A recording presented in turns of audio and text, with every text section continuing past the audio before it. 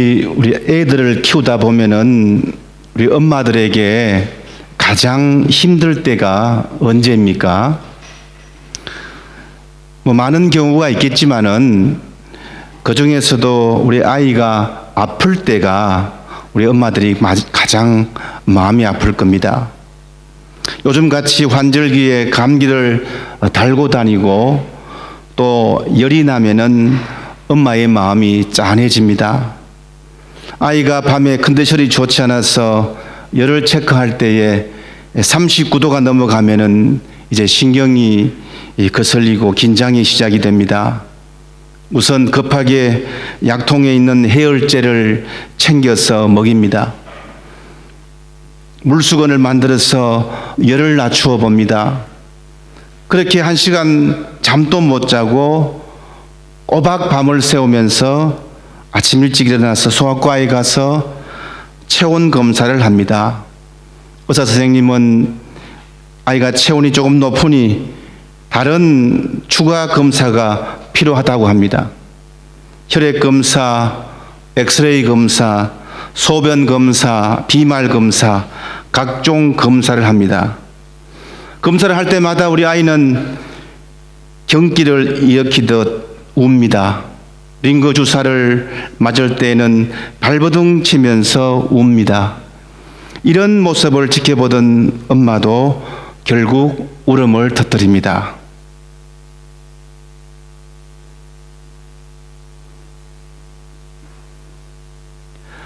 아이가 아프다고 하는 것은 엄마가 간밤에 잠을 못 잤다는 뜻이고, 우는 아이를 아프고 달래면서 해열제와 수건으로 밤새 열을 내렸다는 뜻이고, 병원에서 데려가서 발버둥 치는 아이를 꼭 껴안고 주사를 맞히고 약을 먹였다는 뜻입니다. 아이의 열이 떨어질 때까지 엄마는 아무것도 하지 못하고 아이만을 돌보아야 합니다. 아이가 아프면은 엄마의 시간은 그때부터 멈춥니다. 오늘 본문에 한 여인이 등장합니다. 어린 딸의 병 때문에 자신의 시간이 멈춰버린 여인입니다. 이 여인에 대한 설명이 본문 25절, 26절에 잘 나와 있습니다. 이에 더러운 귀신 들린 어린 딸을 둔 한 여자가 예수의 소문을 듣고 곧 와서 그 발 아래 엎드리니, 26절에서 그 여자는 헬라인이요 수로보니게 족속이라 자기 딸에게서 귀신 쫓아내 주시기를 간구하거늘. 어떤 여인이라고 합니까? 귀신 들린 어린 딸을 둔 엄마입니다. 또 헬라인이요 수로보니게 족속이라고 설명합니다. 수로보니게는 수리아 지역에 있는 베니게라는 뜻인데요, 이 지역은 이방 땅이고 그리고 바알신과 아스타롯을 숭배하는 지역입니다. 수로보니게 족속은 예로부터 비옥한 골짜기가 있었고 또한 부유한 고대 문명을 가지고 있어서 부유한 족속이었습니다. 거기에다가 헬라인이라고 합니다. 당시에 신식 교육을 받은 헬라 문명의 교육을 받은 여인입니다. 그러니까 경제적으로도 부유하고 지식적으로도 탄탄한 그런 여인이었습니다. 그런데 이 여인에게 마음 깊은 곳에 슬픔이 하나 있습니다. 자신의 많은 재산이 만족을 줄 수 없는 그런 슬픔입니다. 무엇이라고 합니까? 자신의 어린 딸이 귀신 들렸다고 하는 것입니다. 딸이 귀신 들렸다고 하는 것은 악령이 딸 몸 안에 들어가서 그 딸을 자기 마음대로 지배하고 있다는 뜻입니다. 그래서 이제부터는 귀신이 시킨 대로 하기 때문에 자기가 말하고 행동하고 생각하고 느끼는 이 모든 것에 대해서 자기 통제 능력을 상실해 버립니다. 이 병은 지속적이고 반복적이고 파괴적이고 남을 희생시킵니다. 극심한 분노를 표현하기도 합니다. 극단적인 생각을 하게 만들기도 합니다. 이렇게 되니까 이 엄마의 마음은 어떻겠습니까? 살아도 사는 것이 아니요 남들에게는 이 사실을 감추고 살아야 하니까 속이 더 타들어갑니다. 이런 삶을 하루하루 보내고 있었던 것입니다. 이때 주님께서 이곳을 지나가게 되었고 소문을 이 여인이 듣습니다. 무슨 소문입니까? 예수님에 대한 소문입니다. 25절 말씀에서 이에 더러운 귀신 들린 어린 딸을 둔 한 여자가 예수의 소문을 듣고, 예수님에 대한 소문은 구체적으로 복음을 말합니다. 예수님께서 단지 그곳을 지나가신다라고 하는 이 뉴스, 이 소식이 아니고 예수님께서 전에 전파하신 좋은 소식, good news, 복음에 대한 소식을 들었다는 것입니다. 그리고 이 복음이 이 여인의 삶에 큰 전환점을 가져다 줍니다. 여인이 예수님의 소문, 저 복음을 듣고 어떻게 했습니까? 예수의 소문을 듣고 곧 와서 그 앞에 엎드리니라고 25절에서 말씀합니다. 소문을 듣고 주님의 발 아래 엎드렸습니다. 그리고 26절에서 자기 딸에게서 귀신 쫓아내 주시기를 간구하거늘, 예수님의 발 앞에 엎드렸고 자기 딸에게 귀신 쫓아내 주시기를 간구했습니다. 아픈 딸을 둔 엄마의 간절한 소원이 아니겠습니까? 딸만 고쳐줄 수 있다면 무엇이라도 다 할 수 있다는 것입니다. 발 아래 엎드렸다고 하는 것은 전부를 바쳤다는 뜻이에요. 그래도 자신은 도시에서 유지가 아닙니까? 재산가이고 유력가입니다. 그럼에도 불구하고 무릎을 꿇었습니다. 모든 것이 딸을 위한 것이었고 그렇게 간절하게 주님께 매어 달리면 치유가 될 줄 믿었습니다. 이때 주님의 대답은 무엇입니까? 예수님께서 그 여인을 위로해 주었나요? 그래, 고생했구나. 그동안 얼마나 답답하고 힘들었니? 내가 그 마음 다 알지? 이렇게 위로해 주었습니까? 27절 말씀을 한번 보실까요? 예수께서 이르시되 자녀로 먼저 배불리 먹게 할지니 자녀의 떡을 취하여 개들에게 던짐이 마땅치 아니하니라. 주님의 대답은 이것입니다. 내 자녀들을 먼저 배불리 먹어야 한다. 자녀들이 먹는 빵을 강아지들에게 던져주는 것은 좋지 않다. 여기서 자녀라고 하는 것은 물론 유대인을 이르는 말입니다. 그러니까 너희들은 유대인이 아니잖아. 이방 사람이잖아. 내 자녀가 아니잖아. 유대인 먼저고. 이런 말씀을 하는 거예요. 예수님의 이런 반응은 오원영 선생님께 가면은 정말 혼날 일이. 세상에서의 상담은 어때요? 오원영 선생님이 말씀한 대로 무조건 동의해 주어라. 귀 기울이고 들어주어라. 가능하면 위로해 주어라. 그런데 오늘 말씀에서 예수님은 뭐라고 말씀합니까? 위로가 아닙니다. 고쳐준 것으로 믿고 넙죽 엎드렸는데 너희들은 내 자식이 아니야. 너희들은 강아지야, 개들이야. 복음은 유대인들에게 먼저야. 너는 유대인이 아니고 이방 사람이잖아. 아주 꼭 집어서 말했습니다. 사람이요, 참지 못하는 게 몇 개 있는데 그 중에 가족 건들 때 못 참는, 그죠? 가족은 건들지 마라. 이런 유행어도 생겼지 않습니까? 가족과 민족과 또 인종을 건들 때는 사람들은 분합니다. 지금 월드컵 경기가 한창이지 않습니까? 그죠? 지금 일본하고 차지요. 빨리 끝내야 지금 그도 내일 우리 또 2시에 한국하고 가나하고 찾는데요. 보니까 그 애국가 할 때 아주 막 손을 하고 같이 부르고 거리에서 응원하는데 보니까 아주 심각합니다. 그 가운데서 누가 민족주의라든지 다른 나라에 대해서 모욕하면은 갈등이 치러질 수밖에 없지요. 그런데 자녀의 떡을 취하여서 개들에게 던짐이 마땅치 아니하니라라고 하는 이 예수님의 말씀은 예민한 민족 문제를 경멸하는 것이고 모욕하고 있는 것이라고 말할 수 있습니다. 이 여인은 분명 위로가 아니라 상처를 받을 것입니다. 그런데 보세요.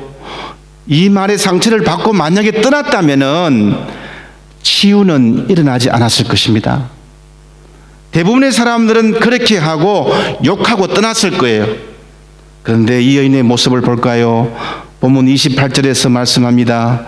여자가 대답하여 이르되 주여 올소이다 마는 상아래 개들도 아이들이 먹던 부스러기를 먹나이다. 여기서 중요한 사실이 무엇입니까? 주여 옳습니다 라고 하는 고백이에요. 예수님의 말씀을 인정했다는 것입니다. 자신이 정말 유대인이 아님을 알았습니다. 자신이 이방인이라고 했던 예수님의 말씀을 깨끗하게 인정했습니다. 이 여인의 지혜가 돋보이는 부분입니다. 인정하면서 먼저 주여라고 고백하지요. 평범한 말 같지만은 이 말은 절대 주권, 예수님의 절대 주권을 인정했다는 것입니다. 예수님이야말로 나의 메시아요, 삶의 주인이요, 인생을 구원하시고 우리 인생을 새롭게 하시고 자기 인생을 이끌어 가시는 나의 구원자, 나의 주인임을 분명하게 고백한 것입니다. 그래서 주여 옳습니다. 이 말은 어떤 말씀이든 주님의 말씀이라면 모두 옳다고 하는 놀라운 신앙의 고백입니다. 얼마나 겸손한 모습입니까? 어떤 권리나 잘난 것을 주장하지 않습니다. 겸손한 모습으로 주 앞에 엎드릴 뿐입니다. 주님 때문에, 주님 덕분에 내가 지금 살아갑니다.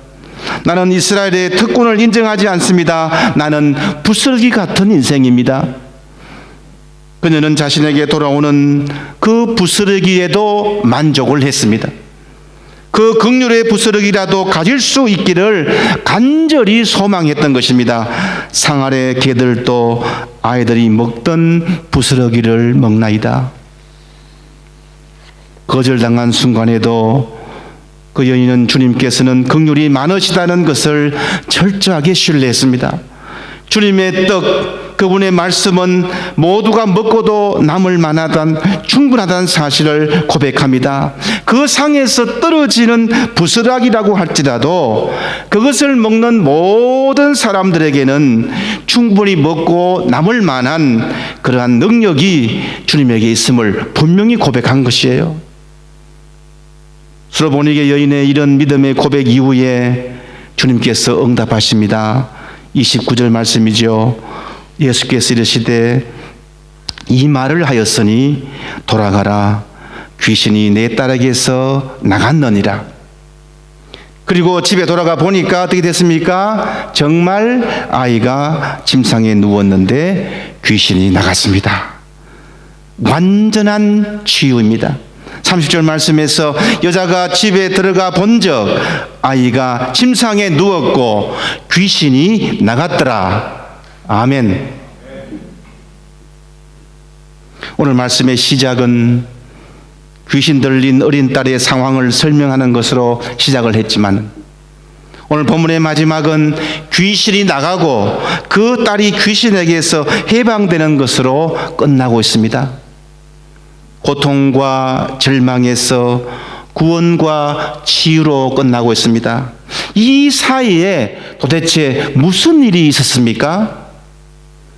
예수님의 거절이 있었고 그 거절 안에서도 끝까지 순종함으로 받아들인 그 어머니의 믿음이 있었다는 것입니다.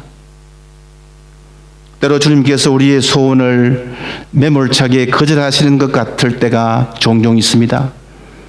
때로 이해되지 않는 고통과 아픔을 남겨두실 때가 종종 있다는 것입니다. 딸아이가 귀신 들었다고 하는 것은 고통과 슬픔이면서 수치스러운 일입니다.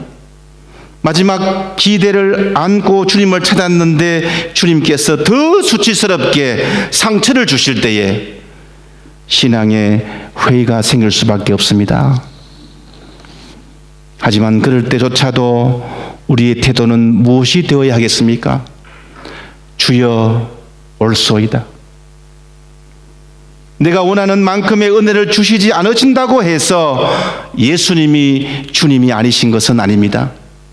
주님의 주권을 진정으로 인정한다면 저 사람들에게는 떡을 주면서 왜 나에게는 부스러기도 안 주시나요? 이렇게 말하지 못한다는 것입니다. 포기하거나 낙심하지도 말아야 합니다. 아픔과 시련의 때는 우리의 믿음의 태도를 분명하게 다잡을 때입니다. 당장은 주님께서 나를 실망시키는 것 같을지라도 그렇지 않는다는 거예요. 먼 훗날 저희들이 다 성장해서 믿음이 견고해졌을 때에 이 뒷날을 살펴보았을 때 분명 주님께서 그때도 큰 은혜를 내게 베풀어 주셨노라고 고백하게 될 날이 온다는 것입니다. 수로보니게 여인은 기도의 모델이고 신앙의 모범입니다. 그 여인은 마음이 천갈래 만갈래 찢어놓는 그 예수님의 거절 가운데서도 그 말씀에 순종했습니다. 하나님의 거절 가운데서도 굳은 신앙으로 하나님의 은밀한 허락을 붙잡았습니다.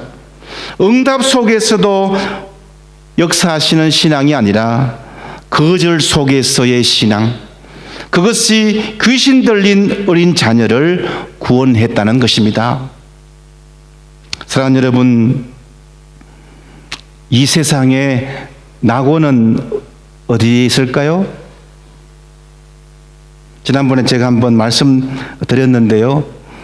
미국의 애리조나주의 억만장자들이 은퇴 후에 사는 선밸리라고 하는 그런 곳이 있습니다. 그곳은 모든 것이 현대화되어 있고 또 호화로운 곳입니다. 일반 평범한 동네에서 들리는 아이들의 우는 소리, 시끄럽게 떠드는 소리, 계란이 왔어요, 계란 장수 소리, 또 앰뷸런스 소리, 이런 것은 전혀 들리지 않습니다. 조용하고 아주 차도 25km 이상 내면 안 되고 평화롭고 정말 지상 낙원 같은 곳이고 모든 편의 시설들이 완벽하게 갖추어져 있고 최신의 의료 시설에다가 최고 실력의 의사 선생님들이 다 배치되어 있는 그런 곳입니다. 그런데 참 이상하지요. 그곳에 사는 사람들은 보통 사람들보다도 치매 발병률이 훨씬 더 높다고 하는 연구 결과가 나왔다는 것입니다. 왜 그랬을까요? 참으로 아이러니하게도 첫째로 일상에서 겪는 스트레스가 없었다는 거예요. 또한 생활고에 대한 걱정이 없었다는 것입니다. 또한 셋째로 생활의 변화가 없기 때문이었다고 하는 거예요. 그래서 이곳에 있던 많은 사람들은 여기 생활을 그만두고 다시 자신이 원래 살던 그 시끄러운 마을로 돌아간다고 합니다. 행복한 삶은 걱정이 없는 삶일까요? 스트레스가 없는 것일까요? 생활고가 없는 곳일까요? 행복한 삶은 오히려 여러 가지 어려움을 겪으면서도 그것을 해결해 가는 과정에 있다고 하는 것입니다. 거절 속에서도 처절하게 치열하게 믿음으로 살아가려고 노력할 때에 행복이 있다는 것입니다. 하나님의 거절은 결국은 치유를 위한 거절입니다. 그렇기 때문에 하나님 앞에서 너무 위로만 받으려고 하지 마세요. 하나님 말씀과 주님 앞에서 오히려 엎드려서 순종하시기 바랍니다. 예배 시간에 설교 말씀에 너무 위로만 받으려고 하지 마세요. 오히려 하나님 앞에 엎드리고 감사하면서 주님을 나의 구원자로 모시는 일을 배우시기 바랍니다. 하나님의 거절 속에서도 믿음을 굳게 지켜나가는 것이 진정한 믿음입니다. 우리가 원하는 대로, 기도하는 대로 응답받는 모든 것이 그냥 신앙생활이 아니고 거절 가운데서도 믿음을 지켜내는 것이 진정한 믿음이라는 것입니다. 오늘은 교회 이력으로는 대림절 첫 번째 주일입니다. 오늘 이렇게 첫 번째 초를 켰는데요. 대림절은 예수 그리스도께서 이 땅에 오심을 기대하며 기다리는 시간들입니다. 어떤 거절이 내게 오더라도 변함없이 주님을 우리는 믿음으로 기다려야 합니다. 주님으로부터 수없이 거절 속에서도 우리는 이렇게 고백해야 됩니다. 주여, 주님이 옳습니다. 주님이 100번 맞습니다. 이런 고백이 우선되어야 합니다. 이런 지혜가 우리에게 있어야 합니다. 그래야 그 믿음을 보시고 주님께서 치유의 손길을 허락하실 것입니다. 거절 속에 믿음을 지켜갈 때에 마지막에 우리를 구원하시는 하나님의 풍성하신 은혜가 우리 가정의, 직장의, 자녀의 삶에 차고 넘치기를 주님의 이름으로 축원합니다. 아멘. 기도하겠습니다.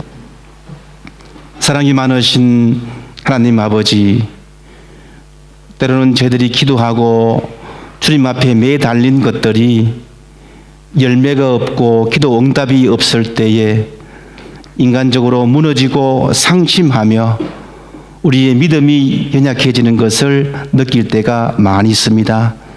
그러나 오늘 말씀을 통해서 그것도 하나님의 치유의 과정이요, 마지막에 구원하시며 도와주시는 하나님의 은혜인 줄 믿고 인생에서 어떤 거절의 순간이라도 끝까지 주님을 고백하며 구원자로 고백하며 믿음을 지켜나가는 우리 모두가 될 수 있도록 주 성령께서 늘 우리와 함께 해 주시옵소서. 예수님의 이름으로 기도드리옵나이다. 아멘.